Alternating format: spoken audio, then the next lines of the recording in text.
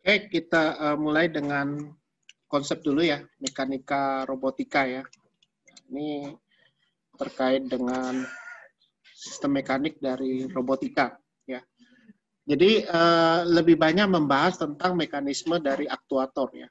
Jadi aktuator itu adalah yang komponen yang bergerak ya, komponen yang digerakkan oleh robot ya. Nah, istilah dasarnya ada beberapa istilah ya di dalam mekanisme robot ya. Kalau Anda lihat di sini ada poros gerakan ya, kemudian ada derajat kebebasan. Jadi kalau Anda lihat di robotik itu ada mekanika berupa lengan itu bisa berputar, ya kan? Atau bisa juga Anda bisa melihat sebuah, anggap aja ini ada sebuah botol minum, tapi botol minum itu bisa bergerak dengan derajat kebebasan. Ya, kebanyakan sih contohnya di dunia industri ya, kebanyakan di dunia industri. Ya. Nah ini contoh robot dengan 3 poros gerakan ya. Jadi kalau kita lihat di sini ada lengan ya, model apa tuh? Kayak orang keren ya, kayak keren gitu, tapi di bawahnya bisa muter. Nah, gitu. Kalau tangan kita sih nggak bisa muter 360 derajat ya. Nggak bisa ya. Tapi kalau robot itu bisa, ada kemungkinan bisa kita buat dia 360 derajat bisa muter. Ya, tergantung komponennya. Nah, ini kalau yang derajat kebebasannya itu bisa berupa 6 derajat ya. Berarti dari kanan, kiri, atas segala itu bisa muter. Ya. Ini kebanyakan di robot-robot industri ya. Termasuk juga robot yang ngangkat barang, yang ngangkat sebagainya, tapi yang dengan kendali manusia ya.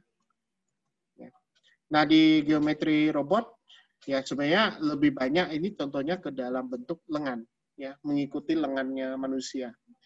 Ya kalau sistem manusia kan ini lengannya itu juga bisa ya, termasuk tangan ini. Nah nih contoh sendi lengan, siku dan baku dan sebagainya ya. Ya nanti tinggal dipelajari aja ini ya. Ya, jelasnya kalau sudah menggunakan ini ya pasti menggunakan koordinat sumbu X, Y, dan Z ya, di bagian ini. Dan ada juga yang bentuknya silindris ya, berarti bentuknya macam tabung gitu ya. Nah, ini model tabung. Nah, jadi ada tabung. Ya nanti lebih gampangnya kalau saya tunjukkan dalam bentuk video ya. Nanti ada videonya. Kemudian ada juga bentuk kutub. Ya. Yang mana ada videonya ya. Nah ini aktuator ya. Aktuator tuh yang menggerakkan lengan ya. Jadi ada sensor, ada aktuator. Jadi aktuator tuh yang kita gerakkan di robotnya. Nah aktuator itu ada banyak macam ya. Kalau menggunakan ilmu mekanika fluida itu menggunakan hidrolik. Ya. Hidrolik itu bisa berupa gas, bisa berupa cairan ya, menggunakan cairan. Nah ini kita tidak belajar cara ngitung ya, model-model piston gini ya. Nah, ada videonya udah saya tampilkan nih. Nah ini adalah contoh robot hidrolik ya, menggunakan ini. Ya, jadi aktuator menggunakan hidrolik. Itu gerakannya tuh. Ya gini-gini tapi jadilah ya. Contoh yang kedua ini yang menggunakan hidrolik tapi untuk robot muscle, robot otot. Nah, ini Anda bisa lihat nih. Nah, itu hidrolik ya. Jadi hidrolik itu bisa berupa gas, bisa berupa air, cairan ya, bisa berupa hal-hal yang lain tapi yang sifatnya bisa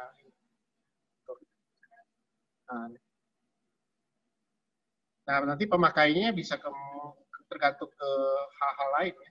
Mau digunakan untuk apa gitu.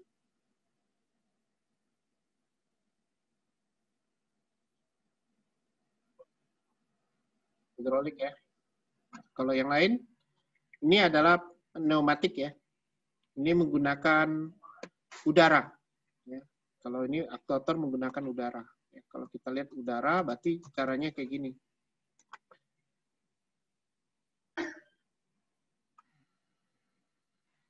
Nah, ini menggunakan udara. Ini ada di mana nih? bandara biasanya. Otomatis ya. Jadi kayak di apa?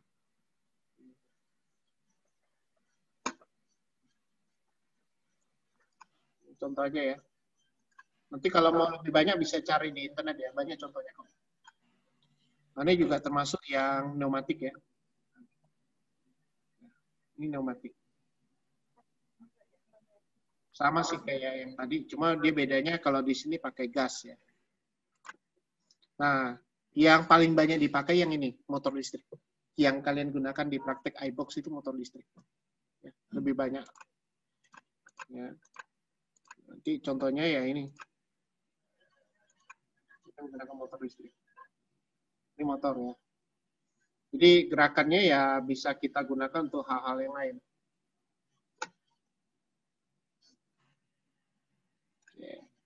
Oke ya.